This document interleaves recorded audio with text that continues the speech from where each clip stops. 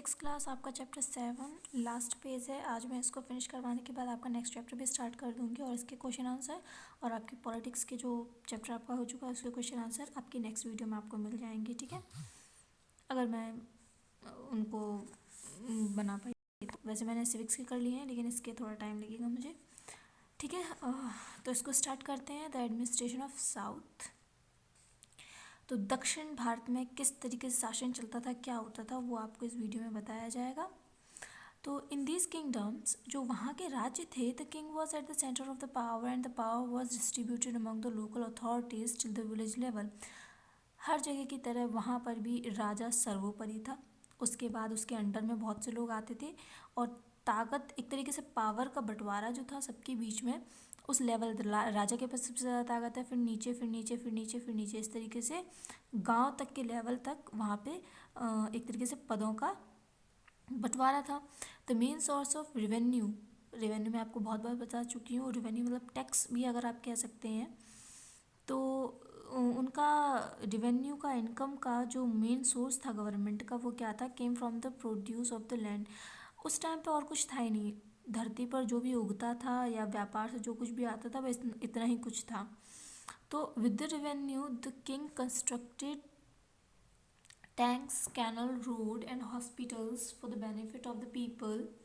तो उससे उनके पास जो भी रेवेन्यू आता था उससे क्या करते थे, राजा जो हैं वो बड़े बड़े टैंक हुए, नहरें हुई, सड़कें हुई, अस्पताल हुए, ये सब बनवा देते थे। अस्पताल मतलब छोटे छोटे वैद खाने जो आप कहते हैं वो। The king also patronised education and literature. साथ ही साथ राजा ने जो है शिक्षा वगैरह के लिए, साहित्य वगैरह के लिए भी काफ़ी सारे काम किए। द संगम लिटरेचर, आपने इससे पहले अगर रीडिंग की वीडियोस देखी होगी तो संगम लिटरेचर की बात इसमें बहुत की गई है। तो संगम लिटरेचर है क्या? During this period around 300 BC, famous literary work developed in Tamil language. लगभग 300 BC बिफोर क्राइस्ट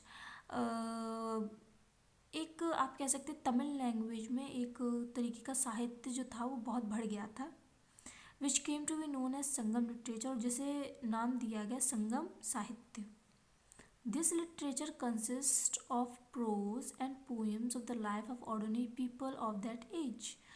जो ये साहित्य था इसमें उस समय के आम लोगों के बारे में कविताएं और कहानियाँ लिखी हुई थी। It so happened that during the rule of Pandyas, Tamil poets and scholars gathered and compiled poems. और ये सब जो हुआ वो उस समय हुआ जब पांड्य लोग जो है तमिल पर, एक तरीके से जो पांड्य लोग थे उस समय रूलर थी, और तमिल के जो पोइट वगैरह थे, स्कॉलर वगैरह थे, वो उस समय पोएम्स लिख लगे हुए थे उनके शासन में जो भी हो रहा था। Around 2000 poems were collected and compiled into 8 books. लगभग 2000 कविताएं 8 किताबों में लिखी गईं। It is also called the Sangam age. इसको संगम एज भी कहा जाता है, as it is widely popular at the golden age of Tamils. तो संगम एज को ही तमिल का गोल्डन एज, इसको हिंदी में अगर आप कहेंगे तो सुनहरा समय आप कह सकते हैं, तमिल लिटरेचर का था। The Sangam literature provide insight about the life of this period.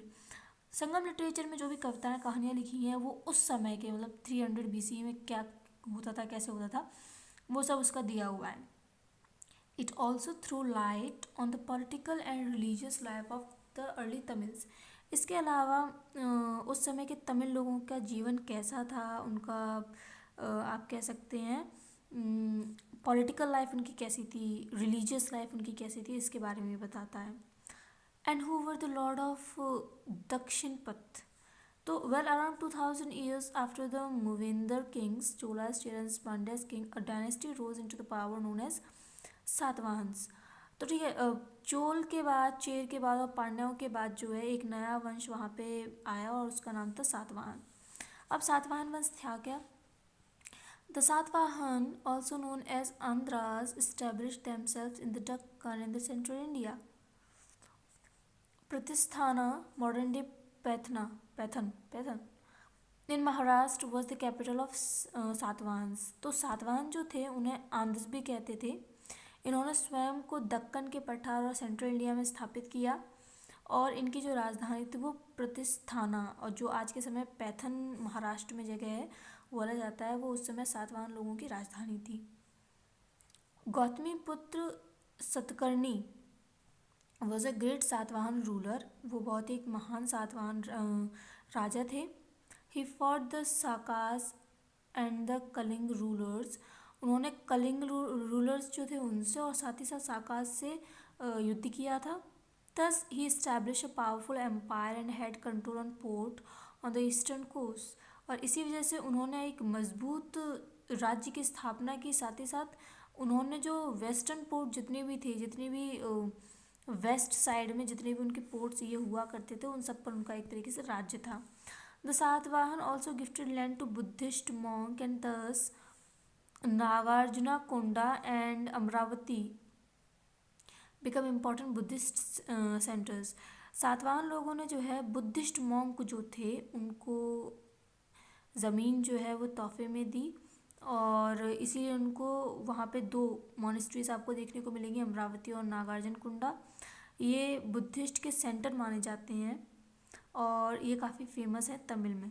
ठीक है, तो आपका चैप्टर ये यहाँ पे ख़त्म हो गया है। अब जो नेक्स्ट चैप्टर मैं आपका स्टार्ट करूँगी वो है the mysteries of inscribed pillar. अच्छा, इंस्क्राइब्ड पिलर से अगर मैं आपको कहूँ तो अशोक ने पिलर वगैरह जो थे उनका बनवाया था जब उन्होंने बौद्ध धर्म को स्वीकार किया, और साथ ही साथ उन पर उन्होंने लिखवाया भी था अपने जीवन के बारे में, बौद्ध भगवान के बारे में। एक स्टोरी कही जाती है जिसमें ये बताया जाता है कि जब बौद्ध धर्म की बात आती है तो स्टार्टिंग में ये हुआ कि सभी लोगों को ये नहीं पता था कि बौद्ध धर्म भगवान बुद्ध का जन्म कहाँ हुआ था। तो हर एक देश कहता था कि उनका हमारे यहाँ हुआ, उनका हमारे यहाँ हुआ, चाइना हुआ या अमेरिका हुआ या कोरिया हुआ, कोई भी देश मान लीजिए, तो वो कहते थे कि हमारे यहाँ हुआ या हमारे यहाँ हुआ। बाद में जब अशोक के पिलर्स को पढ़ा गया तो अशोक के पिलर से ही हमें ये ज्ञात हुआ कि दरअसल उनका जन्म जो है वो भारत में हुआ था। और अशोक के समय जो है उनकी शायद 3री महासभा हुई थी बुद्धिस्ट लोगों की। उनकी 4 सभाएं हुई थी, एक कुषाण में हुई, आखिरी वाली चौथी उससे पहले की आई गेस अशोक के काल में हुई, और उससे पहले बिंदुसार, मैं एग्जैक्ट श्योर नहीं हूँ, लेकिन चौथी वाली कुषाण में ही हुई है। चलिए इसको स्टार्ट कर देते हैं, फिर कंटिन्यू मैं बाद में करूँगी इसको 2-3 मिनट में, देखते इसमें क्या होता है। Ephitek and Drilldek decide to explore North India where they have landed, while Ephitek and Klondike decide to South India to find such pillows at any such source in which script were written. Ephitek और Drilldek जो है वो north India में जाके रुकते हैं, और एस्ट्रेडा और क्लोंडक जो है वो साउथ इंडिया में जाके रुकते हैं, और कुछ ऐसे पिलर्स को खोजने लगते हैं जिस पर कुछ लिखा हुआ हो ताकि उन्हें कुछ पता चल सके। Robonom decide to accompany Afidek, Robonom जो है वो एफिडेक के साथ जाता है। Astradek and Klondak boarded the spaceship and go to the south.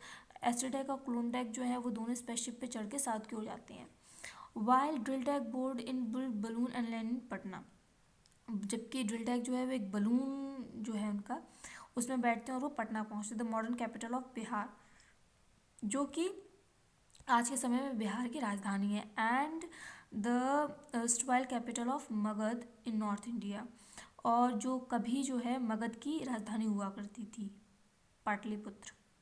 एफिडेक remain with Robonom to explore the place of Prayagraj and its nearby rural places तो Afidek जो है वो रोबोनोम के साथ रहता है, और वो प्रयागराज की जो आसपास की जगहें हैं उनको देखना चाहता है, वहाँ पे क्या है कैसा है वो सब जानना चाहता है। तो यहाँ पे आपको बहुत अच्छी अच्छी चीज़ें पता चलने वाली हैं। आई होप कि आप लोग इसमें जुड़े रहें, तो आप लोगों को भी पता चल जाएंगी, और अगर कोई प्रॉब्लम हो आपको तो आप मुझे बता सकते हैं। ठीक है।